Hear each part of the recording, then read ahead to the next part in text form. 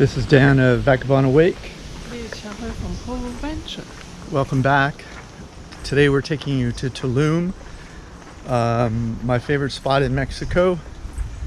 It's a 14th century AD ruins right on a white sand beach.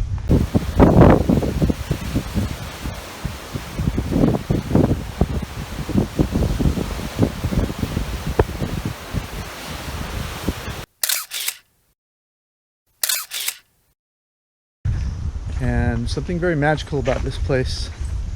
Hard to explain really, you have to come see it. But right now we're walking from the ticket gate towards the ruins. Enjoy!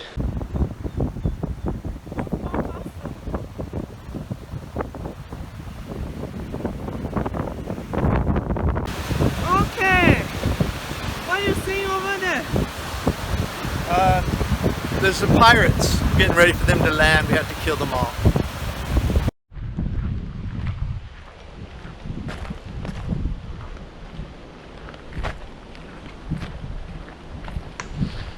So the Tulum ruins is one of the last areas of this part of Mexico that was built before the Spanish came. It was built in the 13th through the 15th centuries AD, and it even managed to survive once the Spanish arrived for about another 70 years before the Spanish started attacking these structures. And it's right on the beautiful, gorgeous turquoise water with white sand beaches. So it's really an extraordinary place in the world. There's really nowhere else in the world I know like this.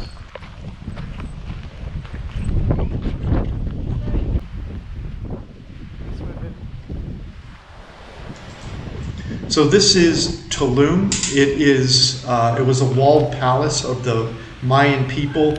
This part of the Mayan society was built around 1300 to 1500 AD, just a few hundred years before the Spanish showed up.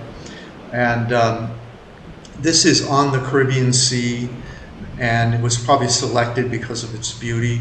It was a walled city. It had 8-meter wide walls that you would have to crawl through to get inside. So it was highly fortified. And there were, from about Guatemala up through central Mexico, there were about some estimates of as many as 10 million Mayan people living in this culture at the time. And at its height, somewhere between about the birth of Christ through about 900 AD, or when the largest cities in the population was at its highest. And this particular city lasted about 70 years into the Spanish occupation before the Spanish showed up and started breaking it all apart.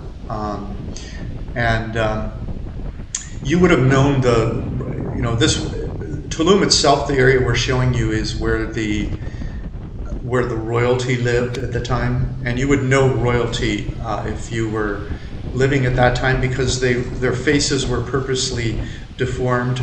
They had sort of their eyes and their forehead were deformed, so they would appear what a god was thought to look like at the time. And you'll see it on the outside of some of the buildings that range all the way from Guatemala up through Mexico City. And it's an amazing place, and it has an amazing energy to it. And so it's a real joy to come back here and see this every time we're in Tulum.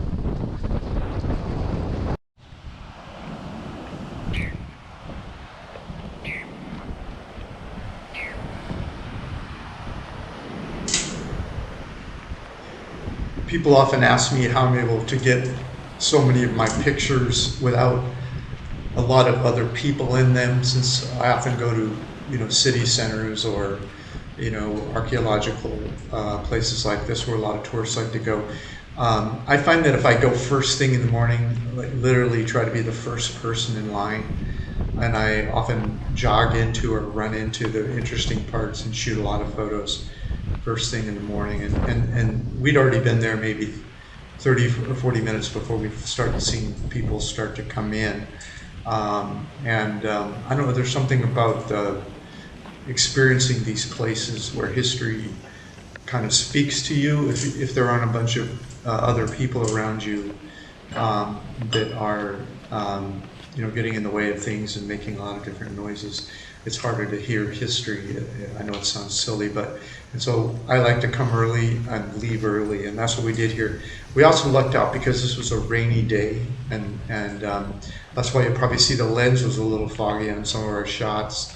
It was a rainy day, and so and it was a bit cold, and so it scared some people away, which was also nice, and you'll see in our upcoming beach shots because it'll just be mostly Chum and I on the beach even.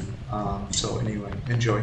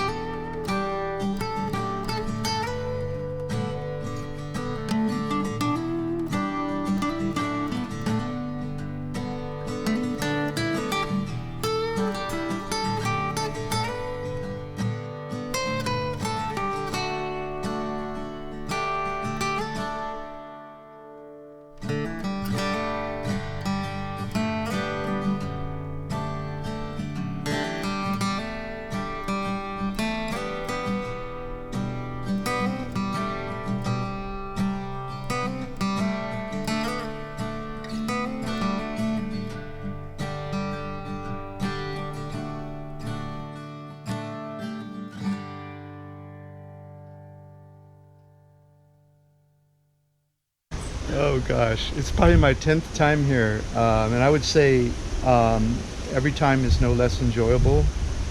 It's shocking the first time you come because of the colors, the blue ocean and turquoise water and white sand beaches and these ancient ruins hanging off a cliff, and it's just shocking. But after that you'd think it would like ho-hum, boring, but it really is just a striking place.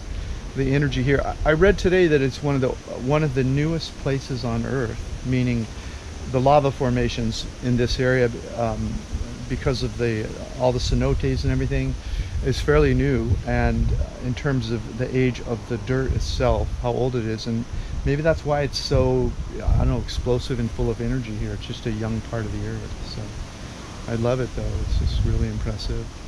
So. Once you've completed the tour of the ruins, you'll follow this map and exit and walk a frontage road south towards the beach and follow the map, the Google map, on your smartphone, and that'll take you to the beaches we're about to show you.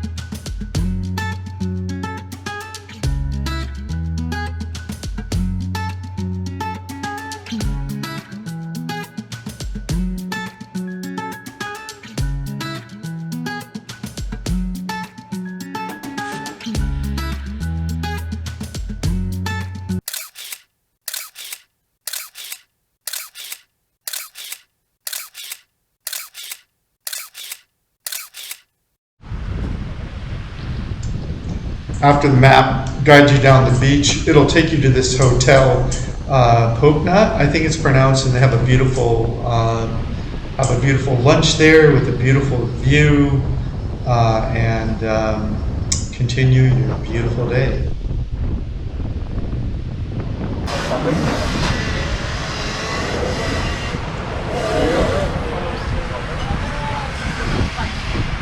I do not know how to pronounce this place, but it looks like a Russian name. Anyway, we'll let you know how it is.